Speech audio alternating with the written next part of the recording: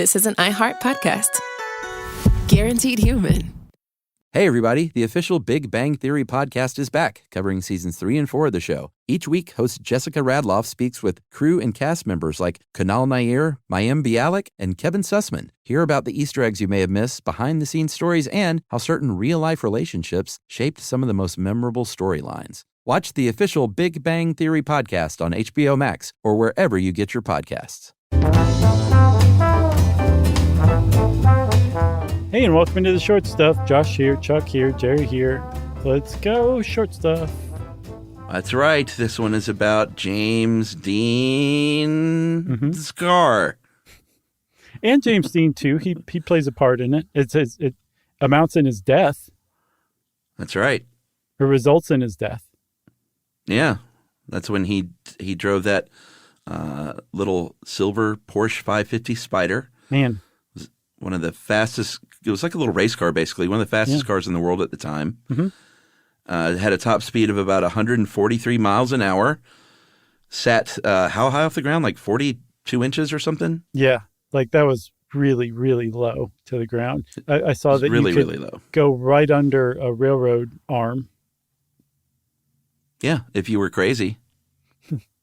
So, yeah, and James Dean was known to be a little crazy. The studios that he worked for were like, you cannot race your car while you're under contract with us or while you're filming a movie. You have to wait until it's in between movies.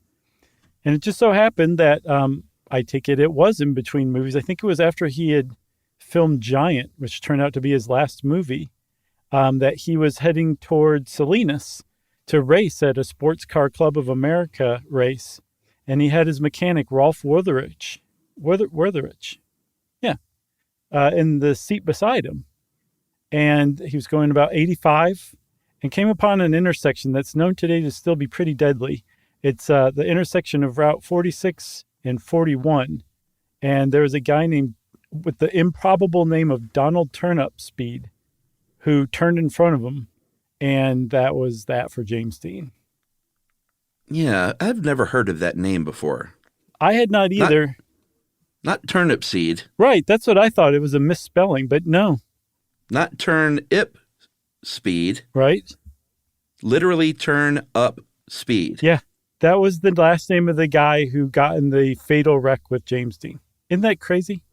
It's pretty crazy, and it was very sad, and people have gone back since then and said, like, you know, that intersection there, the sun hits really bright where James Dean would have been at that time. He would have been very low to the ground being in that car, 85 miles an hour, clearly too fast. And when the guy turned, they think that James Dean may not, because of the path of the sun, may not have even seen this car taking a left, and it was just lights out for him. There's another thread or another camp that says that Rolf Wertherich later said that James Dean's last words were, "He's got to stop. I think he sees me." And then kaboo. And apparently when they collided, Donald Turnipseed was driving a Ford sedan. And when you put an aluminum race car that's, I think, 39 inches, a meter off the ground, up against a Ford in a T-bone collision, the Ford wins. And that little Porsche with James Dean still in it, Rolf Wertherich got ejected from it, which is what saved his life. James Dean was still in the car when it started cartwheeling, just end over end over end into a ditch. And he broke his neck while he was doing that. And that's ultimately what killed him, that and a skull fracture, they say. Did you see the car after the wreck? Mm-hmm. All right. Well, I just texted it to you, so sorry about that. That's okay. Take another look at it. It's crazy that anyone survived this crash, but he was the only fatality. And I guess we should take a break a little early here because the story about what happened to that car gets a little bit strange from this point on. So we'll be right back. Well, now when you're on the road, driving in your truck, why not learn a thing or two from Josh and Chuck? It's stuff you should know. Stuff you should know. All right.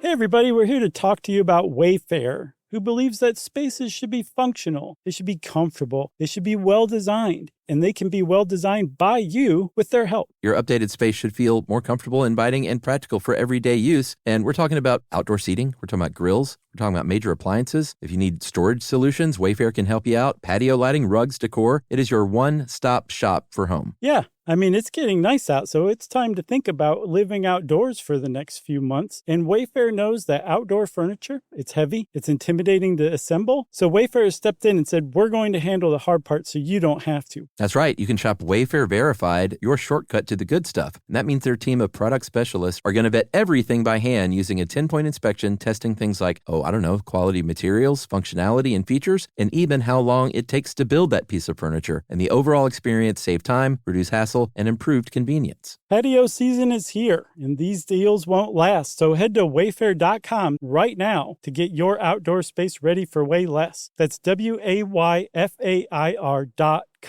Wayfair, every style, every home.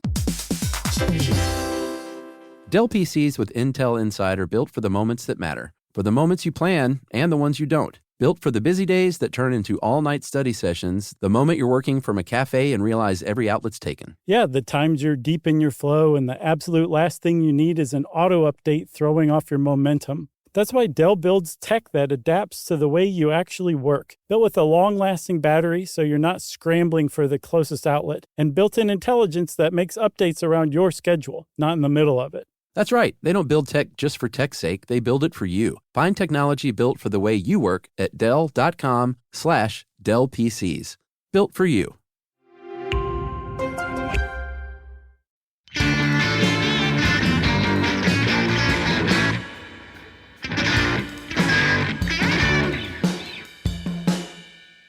Okay, Chuck, so James Dean is dead, but the death of James Dean is just like the preface to this story, because James Dean's car, even though it was considered totaled, had a strange afterlife, and it ended up taking more lives if you go in for this kind of stuff.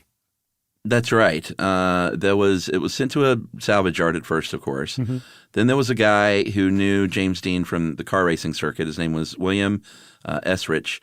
He was looking for this car. I don't think we said the nickname of the car was Little Bastard. Mm-hmm. Found the car in Burbank, took out the engine, kind of stripped it for parts, or some of the parts at least.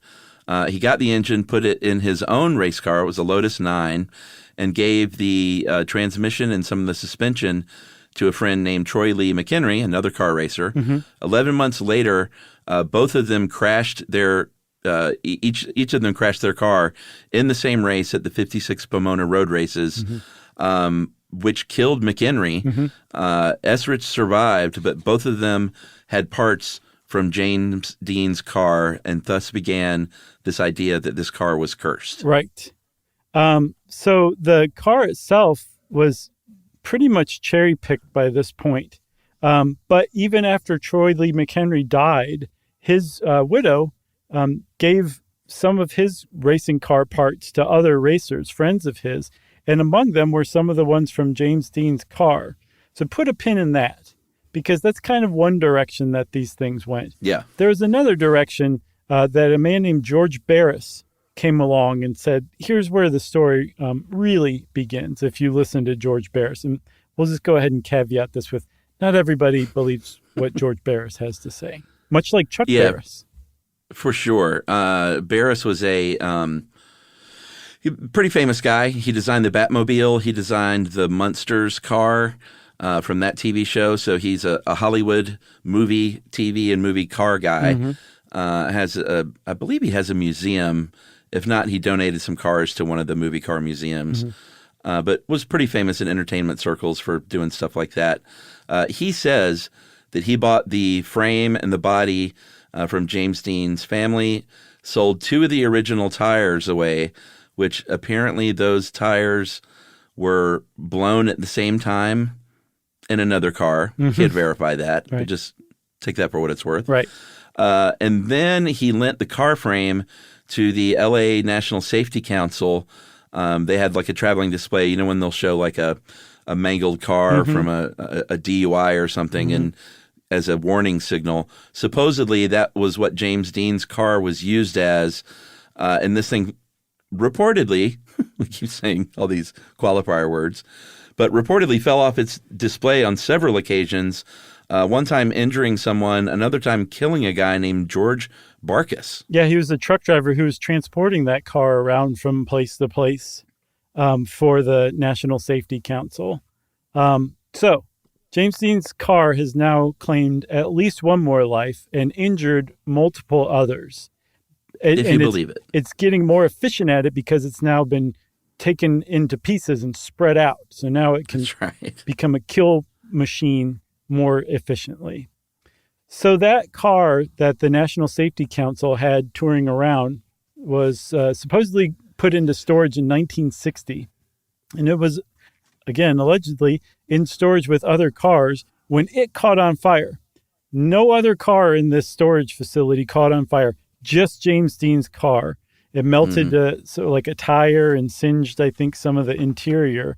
And then after that, it supposedly disappeared. And George Barris continued on and was like, hey, I've got the chassis still. Can you believe it? Like, these things just keep coming out of nowhere. Like, I'm a magnet for James Dean car parts. And he toured it around. And it was around this time, I think, that people really started to be like, this Barris fella he's talented, but he's really playing up this James Dean death car legend. Yeah. In his book, he claimed that a guy tried to steal the steering wheel and broke his arms trying to steal the steering wheel. Right. Pretty good story. So now we can go back to the other path, right? Yes, because at that point, the Barris car is suddenly disappeared. And then we don't know what, if the Barris car was not the James Dean car, we don't know what happened to the original one. Right. But you told that story about the car being in storage and catching fire. In 2015, it appeared that they found the frame because a guy got in touch with the museum director for the Volo Auto Museum, Volo, Illinois. His name was Brian Grams. And he said that this guy told me that when he was a kid, he saw his father and some friends of his hiding the body of that Porsche in a building, in a false wall in the building when he was just 6 years old. And it looked like that story checked out. Yeah, I mean, Brian Grams, who directed the museum, like you said, he believed it enough to ask the guy to submit to a polygraph. And he said that there's been tons of stories over the years because the Volo Auto Museum put out a $1 million offer for James Dean's original car that, again, had disappeared back in 1960. And he said that all of the other stories just never checked out except for one. And he was referring to that one from the guy who said that he saw his father hide it. And you said that his dad did it with some friends. Among those friends, according to this guy, was George Barris. So all this would have checked out because this would have been the time that the car disappeared around 1960. And even though he passed the polygraph test, this anonymous man who was trying to collect this $1 million, I feel for him, he couldn't get his hands on the car.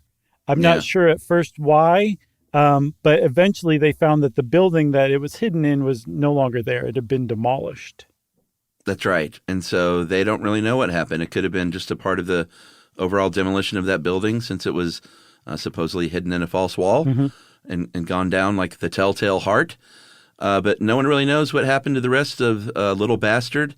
Supposedly there was a transaxle in March of 2020 that I don't think supposedly. I think this was actually confirmed to have been a part of the car because it came from McHenry's widow, and McHenry was the one who bought those original parts and died in the wreck. Right. That transaxle, I guess it combines the differential, the transmission, and the axle all into one compartment. If you know what those three things are, then you'll know what a transaxle is.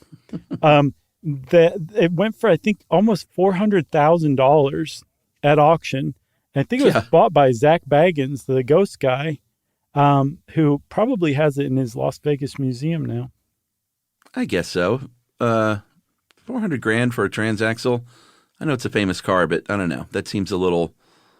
I don't know. It's just not the sexiest part. A cursed transaxle. Yeah, and it was the whole point that it was his car. I get it, but I don't know. But I mean, this is coming from the guy who had the the sheriff's door from Jackie Gleason's sheriff's cruiser from Smokey and the Bandit in my garage for years and years. Wow. What happened to it? Oh, I've told this story before. Who knows? It's hidden My behind dad the got false it. wall at a Chick-fil-A. My dad somehow got it at a Chick-fil-A. And it was just in our garage forever. And I think it was like, just get that thing out of here. Wow. I wish I had it, man. That thing would be a coffee table or something. Yeah, or a great Halloween costume. Yeah. Or Yumi would be cursing me because I would have gifted you that coffee table made out of a car door. That's pretty awesome. That would make a great coffee table, Chuck. Yeah. And a good wedding gift. Yeah, for sure. Thank you for the thought. It's the thought that counts. So I appreciate Sure. the Smokey and the Bandit Sheriff's car door coffee table that you thought about giving Yumi and I for our wedding. That's right. Short Stuff is out. Stuff You Should Know is a production of iHeartRadio. For more podcasts from iHeartRadio, visit the iHeartRadio app, Apple Podcasts, or wherever you listen to your favorite shows.